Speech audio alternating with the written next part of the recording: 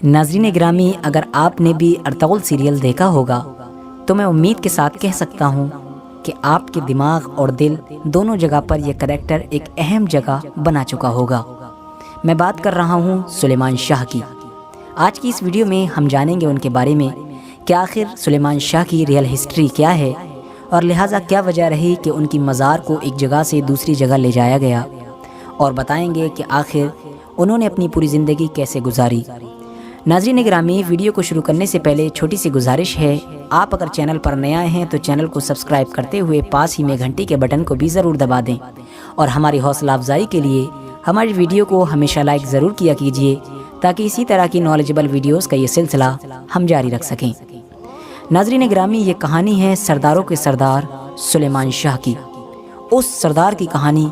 کہ جس کے لیے اپنے آباء و اجداد کی روایت ہی سب کچھ تھی، ایک ایسے شخص کی کہانی کہ جس نے اپنے باپ دادا کی روایتوں کے لیے اور اپنے باپ دادا کی روایتوں کو باقی رکھنے کے لیے اپنی جان تک ہتھیلی پر رکھ دی۔ اس سردار کے لیے اسلام کا پرچم سب سے اوپر تھا، اسلام کی بقا سب سے اہم تھی، اس کے علاوہ اس کو اپنی جان کی بھی کوئی پرواہ نہیں تھی۔ میں بات کر رہا ہوں قائی قبیلے کے سردار حضرت سلیمان شاہ صاحب کی۔ ناظرین گرامی، حضرت سلیمان شاہ جو قائی قبیلے کے سردار تھے، وہ ارطغرل غازی کے والد اور سلطنت عثمانیہ کی بنیاد رکھنے والے عثمان اول کے دادا تھے۔ انہوں نے ہمیشہ اسلام کے احکام کی حفاظت کی اور اللہ کے تمام احکام کو ہر چیز پر مقدم رکھا، اور جنگ میں کبھی بھی اپنے نفس کو اپنے اوپر غالب نہیں آنے دیا۔ ناظرین گرامی، 13ویں صدی عیسوی کے شروع میں شاہان خوارزم کی قوت اپنے شباب پر تھی۔ وہ لوگ وسط ایشیا میں موجود تمام مسلم ریاستوں کا خاتمہ کر رہے تھے۔ ان کا صرف ایک ہی مقصد تھا کہ اسلامی ریاست کو ایشیا سے ختم کر کے اپنی ریاست قائم کرنا، لیکن ان کا جب یہ مقصد پورا ہونے ہی والا تھا، بالکل آخری وقت میں چنگیز خان نام کے ایک طوفان نے ان کے تمام خوابوں پر پانی پھیر دیا۔ لہٰذا جب چنگیز خان کا اس علاقے پر حملہ ہوا تو وہاں سے تمام ترک قبائل بھاگنا شروع ہو گئے۔ ان بھاگنے والے تمام قبیلوں میں سے کچھ قبیلے تو عراق کی طرف چلے گئے اور کچھ قبیلے وسط ایشیا یعنی اناطولیہ کی جانب گئے۔ انہی قبیلوں میں سے ایک قبیلہ قائی قبیلہ تھا، اور اسی قائی قبیلے کے سردار کا نام سلیمان شاہ تھا۔ حضرت سلیمان شاہ 13ویں صدی عیسوی کے شروع میں اپنے قبیلے کے ساتھ ہجرت کر کے ایران آئے، اور ایران سے اپنے قبیلے کے ساتھ ہی اناطولیہ کی جانب چلے گئے۔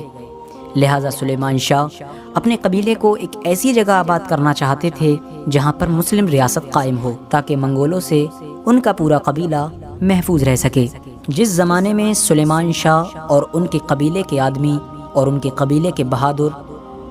اناطولیہ کے شہر اخلاط میں آباد تھے، اس وقت انہوں نے بہت سے اہم کام انجام دیے،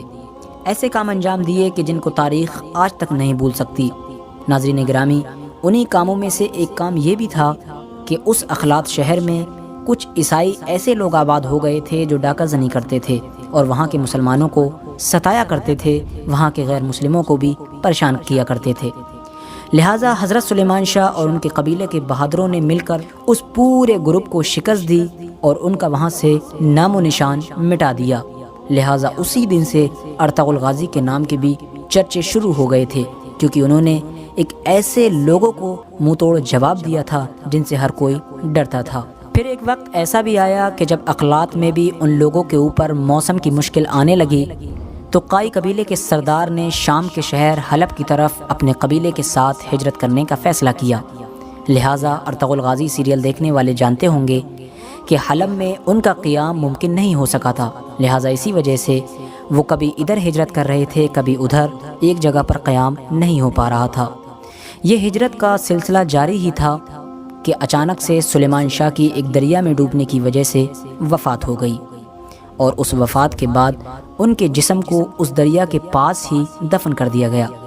کہا جاتا ہے کہ جس دریا میں ڈوب کر حضرت سلیمان شاہ کی وفات ہوئی وہ دریا دریائے فرات تھا۔ کچھ اتہاسکاروں کا یہ بھی ماننا ہے کہ ان کی دریا میں ڈوبنے کی وجہ سے موت نہیں ہوئی تھی، بلکہ دریا میں غسل کرتے وقت وفات ہوئی تھی، لیکن اکثر کا یہی کہنا ہے کہ ان کی موت ایک سفر کے دوران دریا کو پار کرتے ہوئے گر کر ڈوبنے کی وجہ سے ہوئی تھی۔ ان کا مزار دریائے فرات کے پاس ہی میں یعنی شام میں موجود ہے،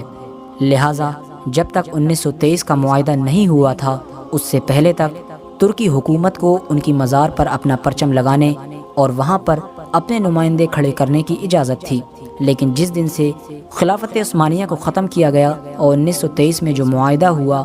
اس کے بعد سے وہاں پر یعنی ملک شام میں جنگ شروع ہو گئی تھی، جس کی وجہ سے بہت زیادہ حالات خراب ہوئے۔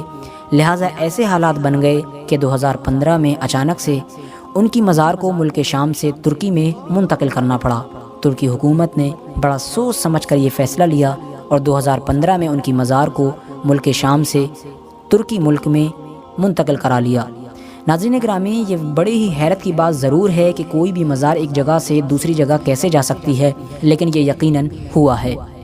ویڈیو پسند آنے پر آپ ہماری ویڈیو کو لائک کریں اور اپنے دوستوں احباب رشتہ داروں کے ساتھ ضرور شیئر کریں، اور ہمارے ساتھ اگر آپ کو کوئی پریشانی ہے یا کوئی نا اتفاقی ہے تو کمنٹس باکس میں اپنی کمنٹ ضرور دیں۔